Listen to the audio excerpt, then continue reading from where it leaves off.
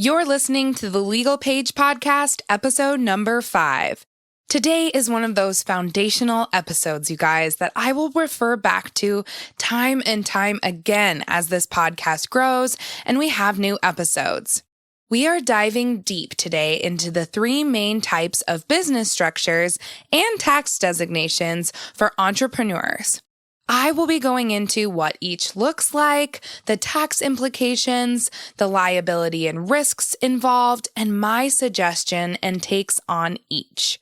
This is a really important episode, so I hope you tune in and potentially take notes along the way.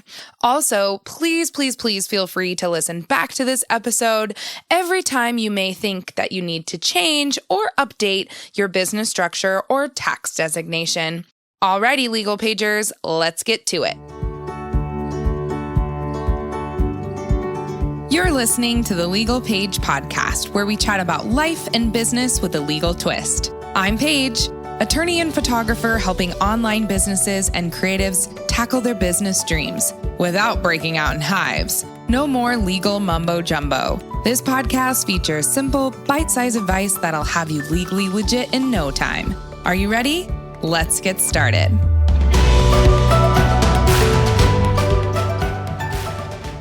As a reminder, before we get into this episode, I am legally obligated to give my disclaimer. So I am an attorney, but I am not your attorney. All legal information I talk about on this episode is intended for the masses and a large variety of different businesses. I am only your attorney when you hire me and we sign an engagement letter for me to work specifically on your legal issues. Please feel free to seek out another attorney in your hometown if you need specific legal advice or contact me for more information. Alrighty, here's the episode, friends. Who's ready to chat about business structures? I see your hands raised high to the sky, wherever you're at listening to this episode. Okay. I am sure you are not as excited about business structures and all of this stuff as I am, but I promise you that this information today on the episode is super duper important to know, understand, and evaluate to be a successful and legitimate business. Now, I'm not going to fluff up this intro too much because I really just want to get into the heart of things. But I did want to start out with where I started as a business owner and where I am at now. I think it will help you get a better picture of why different business structures and tax designations are important for different types of businesses. So when I first became an entrepreneur, I started as a sole proprietor. I decided to hang up my photography business shingle on social media. I had an Instagram and Facebook account, and then I put up a website. So I was at this time on my way to law school, so I knew I needed to file something with some type of government entity. So when I first started my photography business, I researched a little and figured out that I should file my business name with the state of Montana because I live in Montana. So I did that. Then fast forward about 3 years, and I was still just a sole proprietor, operating under my social security number and all of my income from my photography, which still, you guys, wasn't much at this time, like maybe 10 to 20,000. Obviously, all of that was still just going straight to my personal bank account. But obviously, as I was going through law school and was in all of my business organization and transactional classes, it taught me that I needed to be a little bit more legit as a business owner. And during this time in law school, I had also bought a car, I had saved up money in my savings account, yada, you guys. I was doing all the things to try to become some type of adult. So at this point in time, I'd also acquired a lot of photography gear, which is thousands of dollars worth of gear if you are not a photographer and you don't know how much things cost. And so at this point in time, I wanted to keep my personal life and assets separate, and I wanted to protect those. I wanted to protect my car. I wanted to protect what assets I had in my savings account. So I decided that the most appropriate thing would be to become an LLC with Paige Photography. So I did that, and I filed with my state, and I became a limited liability company. Now, fast forward again to today, 2019, I now own 3 businesses. They are all limited liability companies. I have 5 different bank accounts and savings accounts. I keep separate books and budgets for all of these businesses, and I am now looking into becoming an S corporation in the next year or 2. So I didn't want to put all of my businesses under one basket or one LLC because I wanted them to all be separate for various reasons, because I also have a law firm and a legal company. So I wanted them to be separate and have their own risks that weren't intertwined with one another. So this business structure or business structures is what works best for me at this point in time. I am totally open to changing it and evolving as my income changes, as my risks change, as my liability changes, as I add on more employees and independent contractors. So I want you to just take this and know that you should also be open to change and evolving with the times as your business grows. So, without further ado, I think it's time to get to the point and give you all of the details on the main types of business structures for small businesses that primarily run online. There are 3 main types of business structures.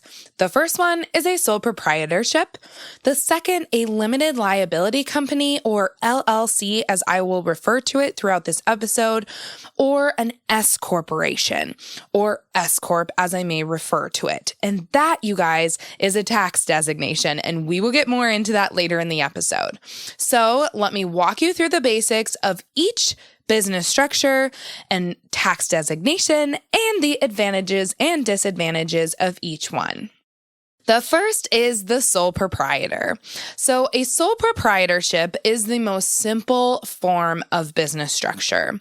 A sole proprietor is not a legal entity in any way. So the sole proprietorship itself just refers to the business owner and the business's accounts.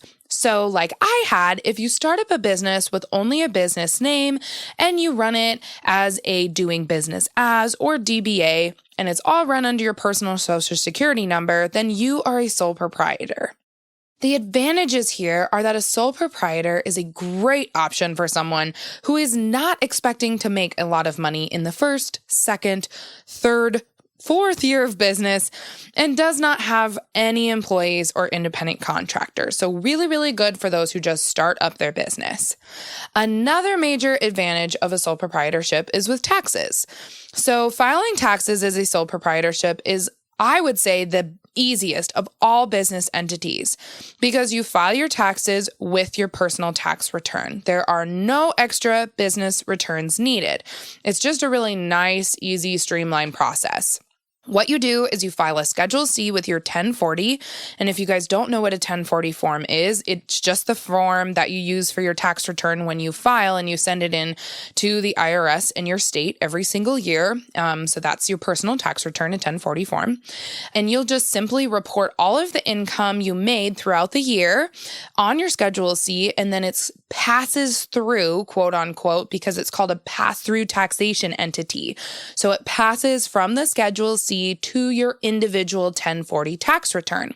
What this means is that when you're a sole proprietor, there are no double taxation. So you will only be taxed on the profits of your business, which is, again, I've told this time and time again, the total income minus expenses. So you'll only be taxed on the profits of that, and your business itself will not be taxed. The main disadvantage, though, you guys, to a sole proprietor is that it carries a great deal of liability for the business owner because there is absolutely no liability protection. There is literally no legal protection between your personal and business assets. It's like osmosis is what I call it for some people.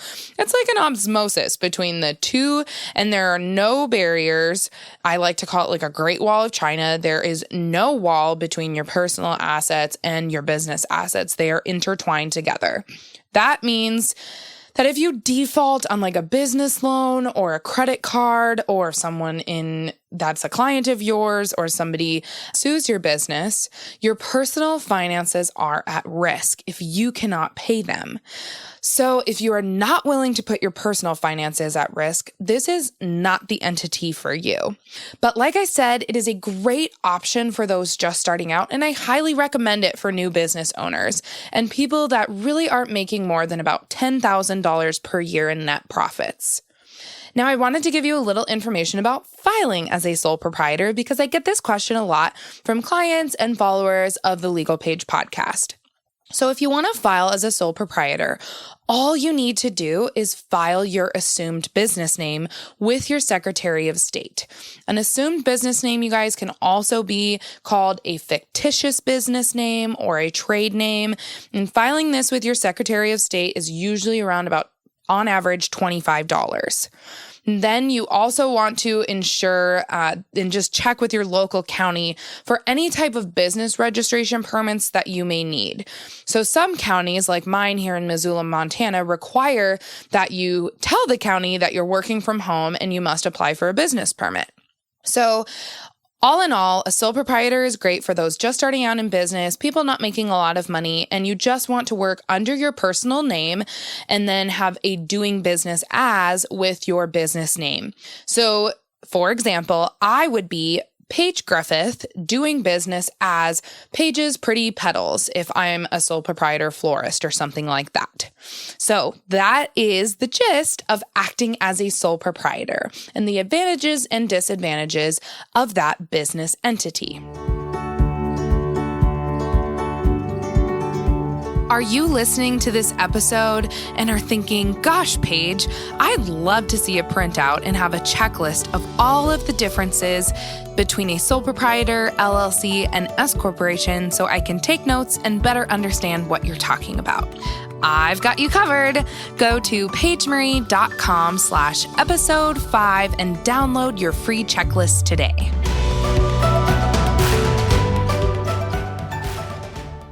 Next is the most common business entity. It is a limited liability company. So first and foremost, there are two kinds of LLCs, a single member LLC and a partnership LLC. Obviously, a single member LLC is when you are the only one owning your business. And a partnership LLC or a dual member LLC is when you plus one or more people own the LLC together. You have to select one of these types of LLCs when you apply with your state to register. So I always suggest filing as an LLC. This is my favorite business entity, and it's because it's like my favorite quote. Forming an LLC is like having your cake and eating it too. You get the liability protection with very limited corporate formalities. So essentially, an LLC is just like a sole proprietor in that you pass through all of your profits when you're doing your taxes. And the best part is that there is a barrier between your personal and business finances for liability purposes. So you get the best of both worlds. You get to be a pass-through taxation entity like a sole proprietor, and then you also get to have this barrier between your personal and business finances for liability purposes. Now, when you incorporate a business, you evolve from a sole proprietorship or general partnership into a company that is formally recognized by your state of incorporation. So when you file to become an LLC, it becomes its own business entity and is no longer attached to your Social Security number. This is one of the best parts about becoming a limited liability company. You get more recognition, you look more professional to your clients, and ultimately, your state knows that you're in business. So here are the main advantages of a limited liability company.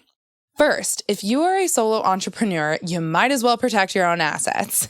That means, if you have a house, a car, a savings account, you want to protect all of the money that you've put into yourself. This is what this limited liability typically protects you from. It protects you from the personal risks involved if a lawsuit were to arise concerning your business. Thus, you are safeguarding your personal assets. This is a huge win as a business owner and something that I hope and pray that you all do. There are also fewer corporate formalities, which is another benefit to an LLC. So unlike a typical C corporation, or when you see the words incorporated, a C corporation has a set management structure with directors and officers, and you don't have to do that when you're an LLC. You, as the owner, are managing the LLC, so it's called a manager-managed LLC.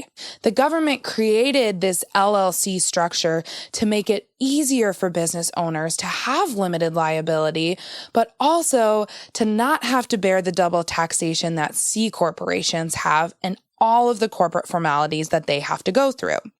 Now, the one thing I would say is that remember, and we won't go into it much here, but remember that it's limited liability. So the liability protection is not a complete protection. You can still be personally liable for all of your intentional actions. So I just wanted to touch on that right there. Now, another advantage of an LLC is that you have the ability to pass through taxation without any restrictions. And that's what I said previously, is this is still a pass-through taxation entity. So an LLC does not have to file a separate business return. It's still on a Schedule C, just like a sole proprietor.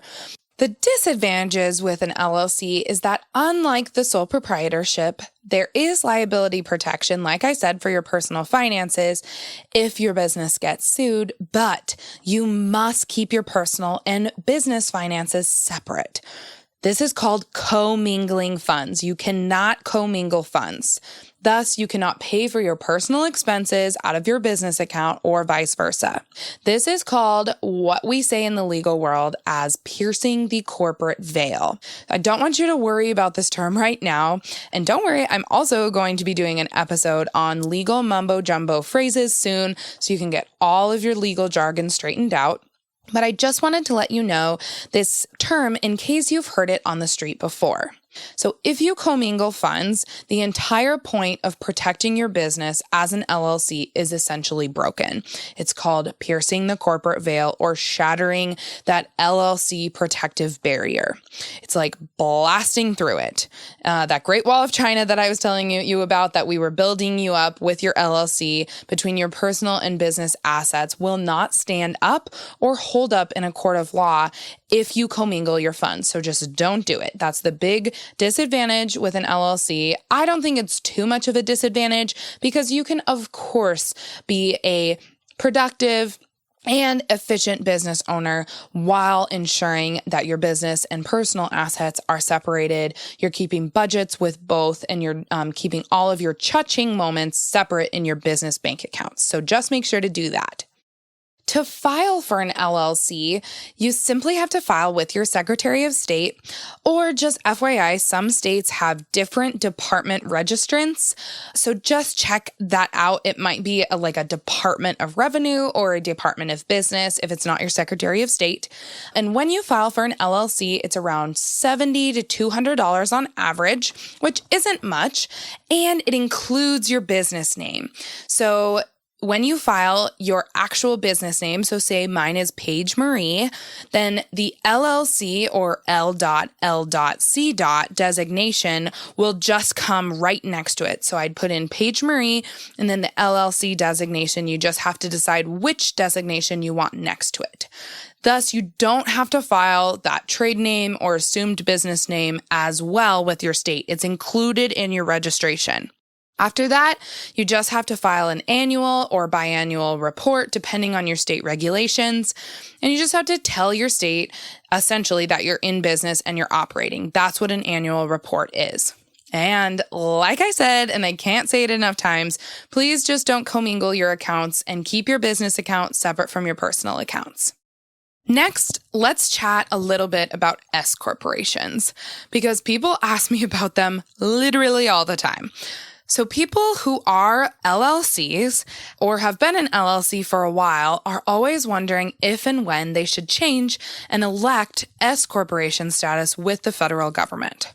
I first just want to chit-chat about what this even is. This is the biggest, most important thing to remember from this episode. An S corporation is not a business entity. It is merely a tax designation. An S corporation is a LLC or another corporation whose shareholders elect to be taxed under Subchapter S of the Internal Revenue Code. So you don't have to file an S corporation with your Secretary of State. It's only an election through the IRS. There are some similarities between LLCs and S corps, but there are also significant differences. An S corporation may be a great choice if you want to, say, earn a salary instead of paying self-employment income on all of your business profits. If you want to ease the struggle of obtaining investment capital from shareholders, which that is a big picture investment standpoint from a business owner. Or if you want to transition your business into a C corporation later on. But like LLCs, S corporations also provide liability protection because if you are an LLC and that's your business structure status and you become and elect to be an S corporation, all of your liability purposes still transfer over. So you're basically only changing your tax designation and you will still be an LLC for all intensive liability purposes. Now, there are some major advantages of S corporations. First, if you organize your business as an S corp, you classify some of your income as salary and some as a distribution. You will still be liable for self-employment taxes on the salary portion of your income, but you'll just pay ordinary income tax on the distribution portion. And you can still keep a significant amount in your business account that won't be taxed, that's self-employment taxes. So depending on how you divide your income, you could definitely save a substantial amount on self-employment taxes just by converting and electing S corporation status through the IRS. This is why lots of business owners do elect to become an S corporation, and it's talked about all of the time in our industry. I'm going to give you an example here. So if you made, say, a net profit of around $100,000 on your business and you're a limited liability company, you would pay Social Security taxes and Medicare taxes and self-employment taxes in total on that whole $100,000. But if you elected to be an S corporation and you've determined that a reasonable industry standard salary to pay yourself is around $50,000, your salary becomes a business expense. So now your business only has $50,000 profit and not $100,000. So while you would still report the total $100,000 net profit to the IRS and your state, you would only personally be taxed on the $50,000 salary you paid yourself. Those would be taxed the self-employment taxes. Ultimately, you guys, an S corporation is great for businesses that have employees, make a good chunk of change every year. And I would say the 6-figure amount is probably a good baseline for you to start thinking about an S corporation status. But I'm going to put in a big caveat here in this episode and say that I would suggest you talk with a CPA or tax lawyer before you decide to elect S corporation status. It is really all about savings on payroll taxes. So it really doesn't become advantageous until you are a business that can pay yourself a reasonable amount of compensation that's around industry standard and then still have enough profit left over for tax savings on that profit. And that would outweigh all of the negatives that I've mentioned above with S corporations. Also, I want you to know that state laws play a significant role in the decision as well. So it really also depends on what state you are incorporated with. So some states, the cost of, say, unemployment insurance taxes are very minor because the tax rate is low, the wage base is low, or really both. But some states may have a larger impact on an S corporation status. So some states like Texas, Tennessee, Illinois, the list could really go on and on, depending on their state regulations and state laws for tax purposes. They could impose different tax implications on the S corporation itself. So the S corporation as an entity could also get taxed depending on what state you live in. That's why it's so vital and important that you talk with a CPA that practices in your state. In short, there are simply too many moving pieces to give you all a dollar amount rule of thumb. The decision here to elect or not elect S corporation status through the IRS for every single business must be done on a case-by-case basis. However, my take is that generally, a business should be making around $80,000 in net profits every year to make the S corporation worthwhile. Really, what that $80,000 threshold means is that your profit loss statement with your business will show that it looks like you're getting paid some type of reasonable salary as an owner, anywhere from, I'd say, $30,000 to $60,000. And remember, this is just on average, and it's really a case-by-case situation depending on whether you should become an S corporation through the IRS. I just wanted to also touch on a couple major disadvantages of an S corporation. In comparison to LLCs, in order to become an S corporation, the business can only have certain types of shareholders. There cannot be more than 100 shareholders total. They have to be a United States business. They can only have one class of stock, all of the things. So it's a little bit trickier to be an S corporation. And really, just to summarize all of that, it's more restrictive and it's a little bit more difficult to create than an LLC because you have to be an LLC and you also have to elect this status and get approved through the IRS. With that said, the IRS also tends to take a closer look at S corporation tax returns. And this is because the potential for abuse is a lot larger. So like I said previously, the guiding principle with S corporations and being able to reduce your self-employment tax liability is that there can only be designated a reasonable amount of your income as wages. So rather than a simple distribution or all of your profits like an LLC would be taxed. What constitutes the term reasonable can often be a gray area. So if you push the envelope too far, you are putting yourself at risk for an IRS audit and potential penalties and interest on any back taxes by the IRS if you've paid yourself too little and you didn't get taxed properly. Okay, friends, I know that S corporations are confusing and are likely making your head spin, but don't worry, I've got you. If you're just starting out, this is really nothing to worry about. So in one ear and out the other. If you're interested more in electing S corporation status, like I said, it's advisable to seek tax and legal counsel in your particular state and determine if this is a good choice for you. Alrighty, Legal Paigers, you did it. You've listened in and thought hard about what business entity or tax designation is right for you. Remember, each type has a unique set of advantages and disadvantages, but I promise you that you can build a successful business with any of the entities discussed today. Now, I'm sure you've been waiting for it. It is my personal opinion for entrepreneurs to go with the LLC business entity instead of the sole proprietorship or S corporation route to protect your personal assets. Like I said, I am all about protecting my personal assets and keeping things relatively simple with filing purposes. All you have to do is file your LLC registration with your Secretary of State. It's really inexpensive for around $70 to $200 on average. You only have to pay an annual or biannual report fee, which is around $20 to $50, I would say.